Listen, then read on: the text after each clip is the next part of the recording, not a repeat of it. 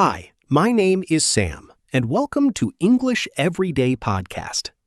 Today, we are traveling back in time, about 1,500 years, to one of the most dramatic events in all of human history. Today, we are talking about the fall of the Roman Empire. By the end of this episode, you will understand what happened to Rome and why it matters today. You will pick up powerful English vocabulary. You will learn 2 grammar rules, and at the very end, I am going to share something that I believe will completely change the way you study English. Let us go back to Rome. At its peak, around 100 AD, Rome controlled most of Europe, large parts of the Middle East, and the northern coast of Africa. Over 50 million people lived under Roman rule. The army was undefeated. Roman roads connected the entire empire. Roman law shaped how people lived, traded, and governed themselves. If you lived in that era, you would have believed Rome was eternal, invincible, permanent. But nothing lasts forever. Rome's fall did not happen overnight. It was a slow collapse that unfolded over hundreds of years, and it had not one cause, but many. The first problem was the size of the empire itself. Rome had grown almost too large to govern. No phones, no internet, no fast transport. Messages from the emperor could take weeks to reach the edges of the empire. By the time orders arrived, situations had already changed. Central control weakened.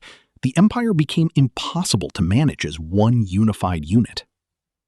The second problem was political instability.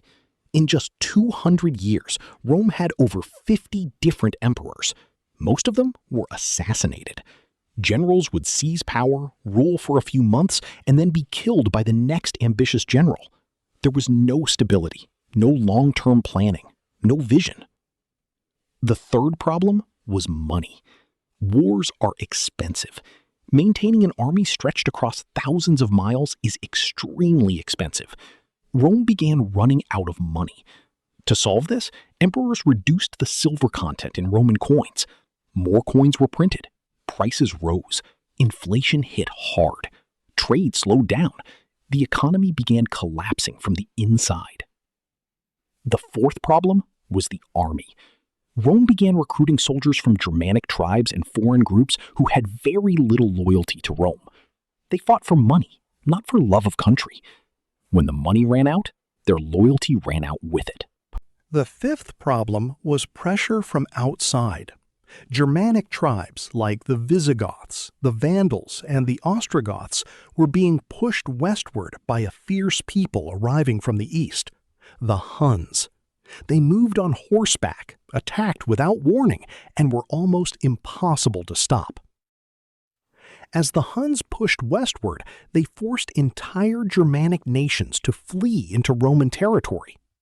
Emperor Valens allowed a large group of Visigoths to settle inside Roman borders in AD 376. But the Romans treated them so badly that the Visigoths rose up in rebellion. In AD 378, at the Battle of Adrianople, the Roman army was defeated. Emperor Valens was killed. The idea that Rome was militarily unbeatable was shattered forever. The sixth problem was the division of the empire. In AD 285, Emperor Diocletian split the empire in two. The Western Roman Empire ruled from Rome. The Eastern Roman Empire ruled from Constantinople.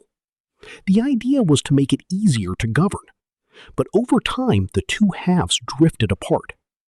When the Western half faced crisis after crisis, the richer Eastern half focused on protecting itself. By the 5th century, the Western Roman Empire was barely holding together.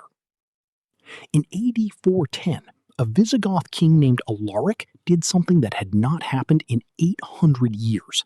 He sacked the city of Rome.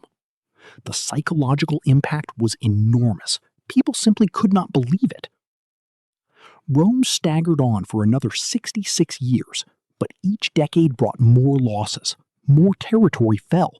More generals declared themselves kings.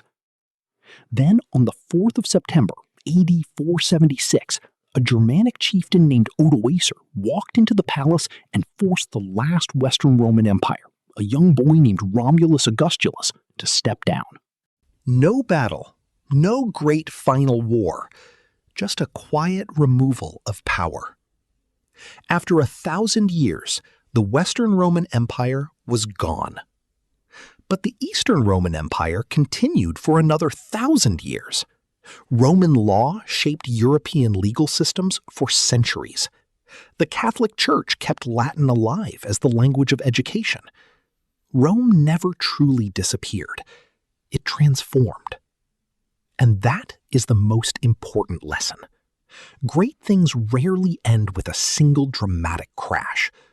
They decline slowly. They leave behind pieces of themselves that shape everything that comes after. Now let us look at 2 grammar rules from this story. Grammar rule number 1, the past perfect tense. Several times in this story, I said things like, by the time orders arrived, situations had already changed, and Alaric did something that had not happened in 800 years. The past perfect is had plus the past participle. Had changed, had happened, had fallen. We use the past perfect when we are already talking about the past, and we want to describe something that happened even earlier. It tells the listener which event came first. Listen and repeat each sentence. By the time I arrived, the meeting had already started. Repeat. She had studied English for 2 years before she moved abroad. Repeat. When he called, I had already eaten dinner. Repeat. He had never seen snow before he moved to Canada. Repeat. Remember the phrase, by the time. It almost always signals the past perfect. By the time something happened, something else had already happened first. That is grammar rule number 1. Grammar rule number 2, passive voice in the past. Throughout this story, I used the passive voice many times. Rome was ruled by emperors. Coins were printed. The city was sacked. The emperor was killed. The empire was divided. In an active sentence, the subject does the action. The Germanic army sacked Rome. In a passive sentence, the subject receives the action. Rome was sacked by the Germanic army. The structure is was or were plus the past participle. We use the passive when the action is more important than who did it, or when we do not know who did it. You will hear it constantly in history, news, and formal English. Listen and repeat. The emperor was killed by his own generals. Repeat. The empire was divided into 2 halves. Repeat. The city was sacked in AD 410. Repeat. The silver was removed from the coins to save money. Repeat. That is grammar rule number 2, was or were plus past participle. Now, before we close, I want to talk about something I believe is the single most important thing you can do to improve your English, and it connects directly to this podcast. Listening and the shadowing technique. Most learners spend their time on grammar books and vocabulary lists. Those things have value, but the learners who improve fastest are almost always the ones who spend the most time listening. Here is why. When you read a grammar rule, your brain understands it logically. But when you hear that same pattern over and over in natural speech, your brain absorbs it automatically. You stop thinking about it. It becomes instinct. This podcast is designed exactly for that. Every episode you listen to, you are training your brain to recognize English rhythm, English intonation, and English sentence patterns. Even passive listening is powerful. But add one more technique: shadowing. Shadowing is simple. You listen to a sentence, then you repeat it out loud immediately. Not after thinking, not after translating. Immediately. You shadow the speaker. When you shadow, three things happen at once. You hear the correct pronunciation, you feel how the sentence moves in your mouth, and you build natural instinct for producing those patterns yourself. Think about how children learn to speak. They do not study grammar books. They listen constantly. They repeat what they hear. They shadow naturally. And eventually, language becomes automatic. Listening and the shadowing technique.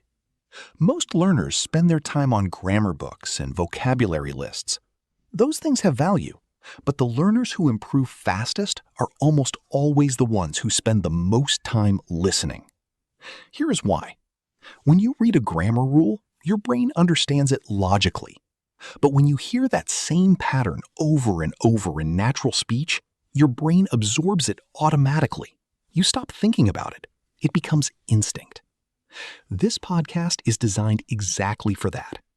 Every episode you listen to, you are training your brain to recognize English rhythm, English intonation, and English sentence patterns. Even passive listening is powerful. But add one more technique: shadowing. Shadowing is simple. You listen to a sentence, then you repeat it out loud immediately. Not after thinking, not after translating. Immediately. You shadow the speaker. When you shadow, three things happen at once.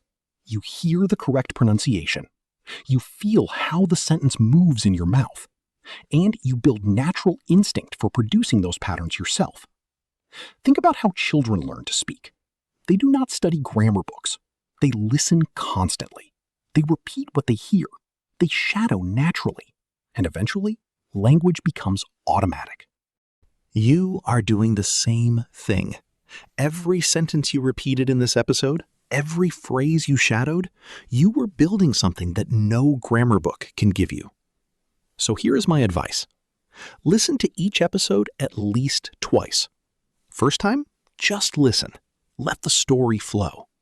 Second time, pause after each sentence and repeat it out loud. Shadow me. Copy my rhythm, my pace, my intonation. Even 15 minutes of focused shadowing every day will produce results that surprise you. You already started today. You listened to the entire story of the Roman Empire in English. You heard the past perfect and the passive voice in real context. Your brain registered all of it. That is already progress. Keep going. That is a wrap for today's episode of English Everyday Podcast. If this episode helped you, please subscribe so you do not miss the next one. Drop a comment and tell me, what surprised you most about the fall of Rome? Until then, keep listening, keep shadowing, keep practicing. And always remember this: every expert was once a beginner. I am Sam, and I will see you in the next episode.